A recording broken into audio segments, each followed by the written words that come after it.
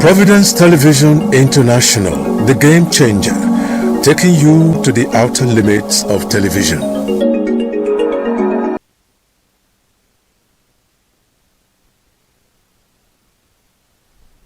Welcome to the program, Issues in the News on Providence Television International. I am Ugbebo Ikekwa.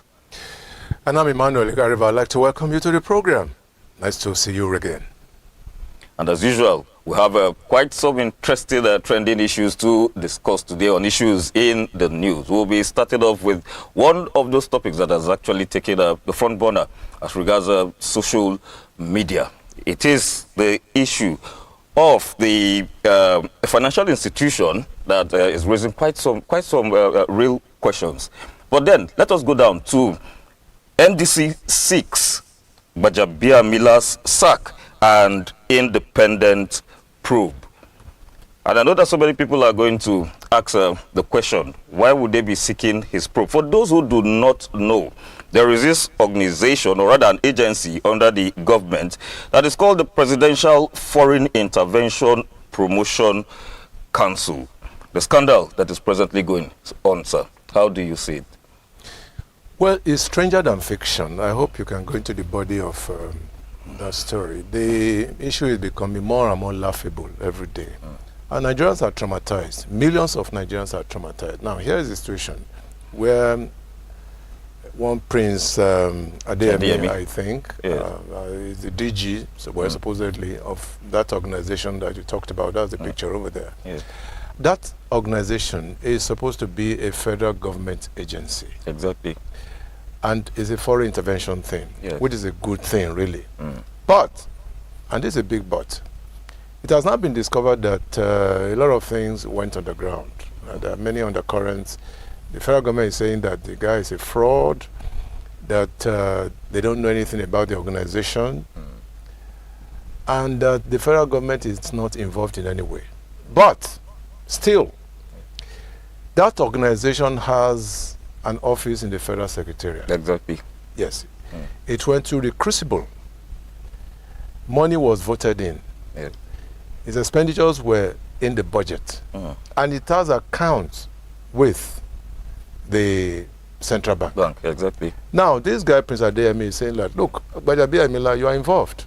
You know, and I think that some money changed hands or something. Yeah. And that the bottom line now is that 200 million naira is the balance that ought to be paid or something. But Abiyamila is saying, no, I haven't got anything to do with it. Even the federal government is saying so. But how did it become such a visible organization? Yeah. Yes. It was not operating by proxy. No. It was there. It even has staff, over 300 staff, Exactly. paid by the federal government. Exactly. But now the case has gone to court. And the federal government is saying, look, we're challenging you, come and say what you know. The guy obviously will spill the beans. Definitely. Yes, he's going to name names, obviously. And Falano, you know him very well. He's the lead counsel for Prince Adeyemi. So it's a huge scandal, really. Exactly. I just hope that it doesn't become the scandal of the century. And as I said, many Nigerians are traumatized. And the question is, what is it that cannot happen in this country? Because this is odd. Exactly. It is odd, it is strange.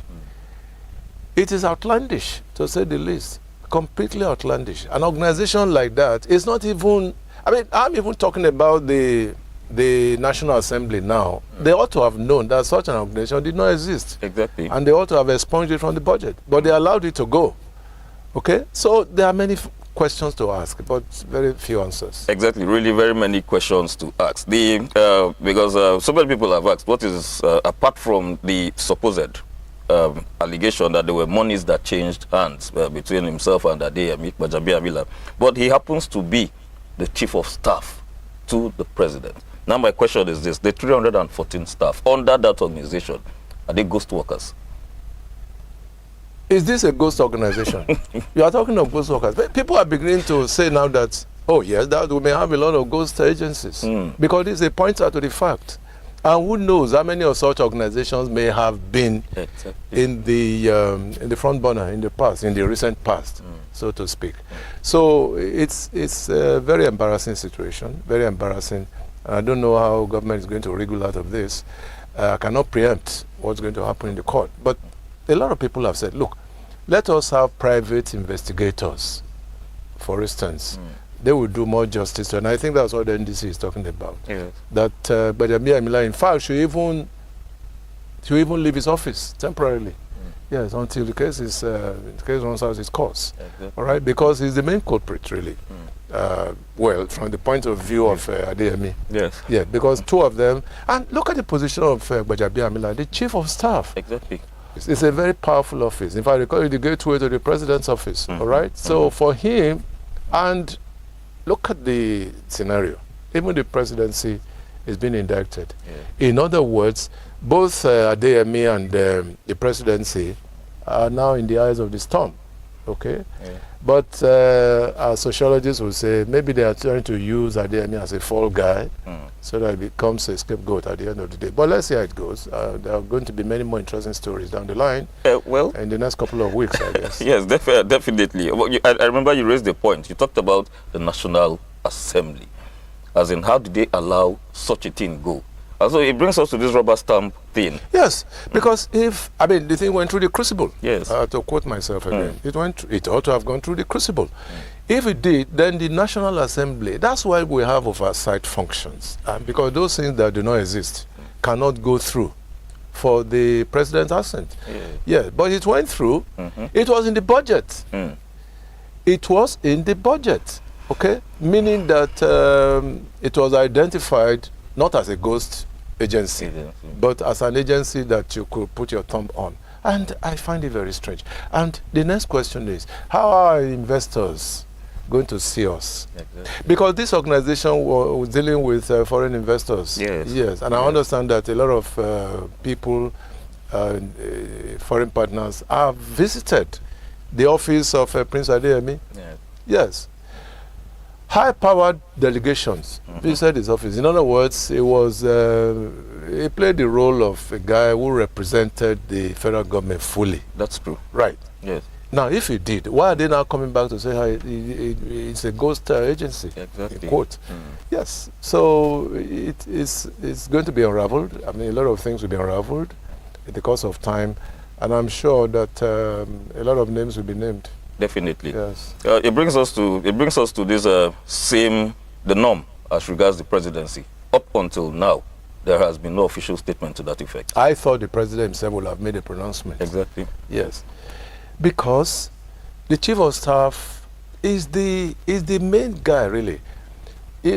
Look, let me tell you, by the structure, this is a structural deficit, really. You cannot see the president without going through office of the chief of staff. Exactly. So it's a very powerful office. And for him now to have been indicted, it means that somehow a lot of powers that be also know about this. And so there's no way we can exclude the authorities completely from this arrangement. Yeah. Well, like you said, quite embarrassing, because there was this quote. It said, the agency was used to siphon public funds with active collusion and facilitation by the chief of staff, Gbajabiamila. If I were Gbajabiamila, I would resign. You resign? Yes. Does that happen in Nigeria? Well, I don't know, but if I were him, I would resign. And that will make way for some kind of integrity and all that stuff. But I'm sure that Adeyemi will not go down without some impact. Exactly. Yes, it will not go down without some impact. And I'm sure that the lawyers, particularly people like Falana, they would like to come out smoking in this kind of scenario. Exactly. For some updates, while we were having this discussion, some updates actually came in. The Nigeria police, they filed an 8-count charge against Adeyemi. We'll keep you updated on that. And then Atiku gives Tinubu 7-day ultimatum to order independent probe. And then, talking about ultimatums, at the time somebody proposed that there should actually be a state of emergency as regards security. We'll go to our next story, which says 50 days after 42 pupils, education workers from Orire were kidnapped. 50 days after Orire kidnapped saga, what hope of rescue? Well, we leave that question to the authorities to answer, particularly the federal government authorities, because as you can see, the governor for your state, Makinde, is saying that he's handicapped. I mean, obviously he doesn't control the armed forces. It doesn't control the security agencies. So everything is at the foot of the federal government. And I believe that, again, this is another threat to the issue of governance, good governance in this country. Kids and their teachers. One was even beheaded. Yes, and it went viral. It was showed on as a video. It went viral. Beheaded. That was the height of bestiality, if you must say so. But I thought by now all the security agencies will put their acts together and comb the entire area. You know, I mean, we got to know the other day that it is possible that the victims may have been moved from Oyo State somewhere up north. Exactly. If that happened, where did they pass? Yes. What was the mechanism in place to checkmate them? And these children, for goodness sake, how many of them are still alive? Exactly. By the way, my heart bleeds on a regular basis for this kind of scenario. It is shameful for a country such as Nigeria that these victims are still in the den of the bandits and the terrorists. It's a big shame. It's also scandalous. I don't know which one will be more scandalous now, the Gbajabiamila thing or this one. Yes. I mean, we keep having all kinds of stories every day. And the question is, where do we go from here, really? Exactly. Where do we go from here? And the issue is, it has to do with governance. Yes. Yes. It has to do with governance. And the people have to trust the government. Once something like this happens and government is on top of the situation, there will be thumbs up. Yeah, but when the contrary happens, then there will be distrust. There will be a lot of misgivings on the part of the populace, and that's exactly what is happening now. Exactly. Yes. And so when we're even talking about economic change, because like you rightly pointed out some time ago, how would the foreigners actually come that where you have a state of insecurity such as we do have, and then you don't have a state of scandalous activities like the Gbajabiamila thing? No, it's unfortunate. I mean, they can't be. In any case, when people, our government officials go out to say that they are looking for investors, I just laugh. Because it's a global village now. What happens now, let's take the Gbajabiamila story, for instance. Immediately it happened, it's gone all over the world. They know what is happening. Exactly. Don't forget that the foreign countries have embassies and high commissions in Nigeria, and they keep having updates to their home countries. Nobody can tell me that the US is not aware of this. In fact, they even know more. If you say so, if you can say so, they know more about this than we do, of Britain, all those powers, economic powers around the world. They know exactly what is happening. As far as this issue of Gbajabiamila is concerned, they also know things about security. And I understand that maybe a few days ago or something, the President of the United States has ordered the troops out of the Northeast. So we can face our troubles all alone. Yes, and that speaks volumes of our security network. Exactly. Yes, it does. Coming to talk about our security network, some people have actually advocated for state police. Do you think that the state police will go anyway in curbing the level of insecurity in the country presently? Well, it's a constitutional matter. I support it wholeheartedly. But, again, this is another big but. What will be the aftermath? Are there safety gaps? Yes, in between. Will it be abused? Because if you put these things, the authorities, in the hands of governors, they might be abused. With the way governors look at politics these days. The state police will be responsible to the governors, not to the federal government, or they will be responsible to the state government. Will it not be abused for political endpoints? Okay? That is my fear. It's not as if it's not good. I mean, it's a good idea. After all, in England, in the United States, that's where you have the federal police, you have state, even county police. Yes. They have. In New York, for instance, you have the New York police, you have the federal agency. So, but what I'm saying is that, yes, it's a good idea on paper, but how will it translate, into propriety?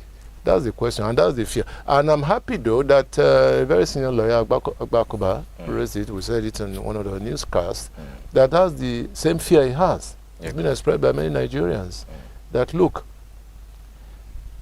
just situate this scenario, for instance.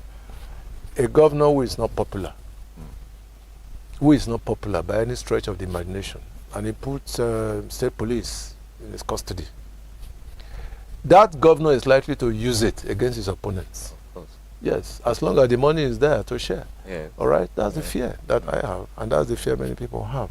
So we must have some mechanisms to be able to checkmate governors who are likely to behave in a sexist manner.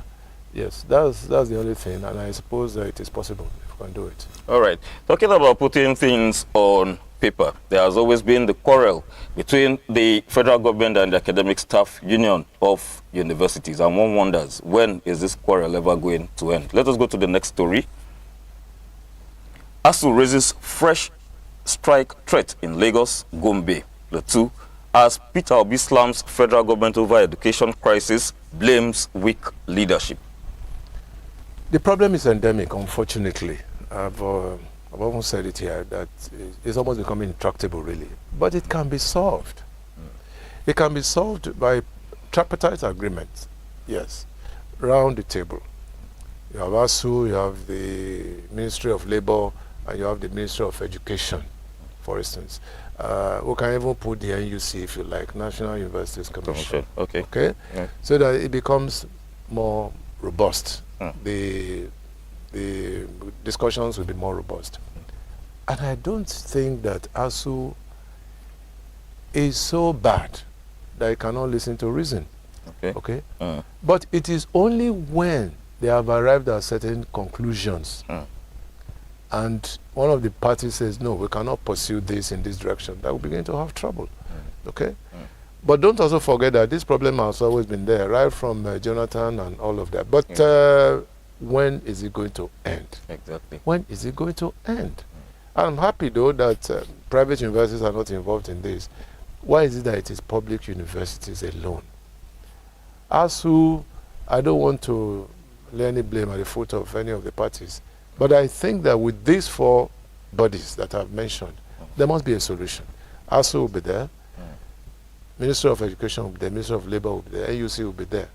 And if possible, Nigerian Labour Congress should also be there. So they can work out modalities for the final solution to this endemic problem.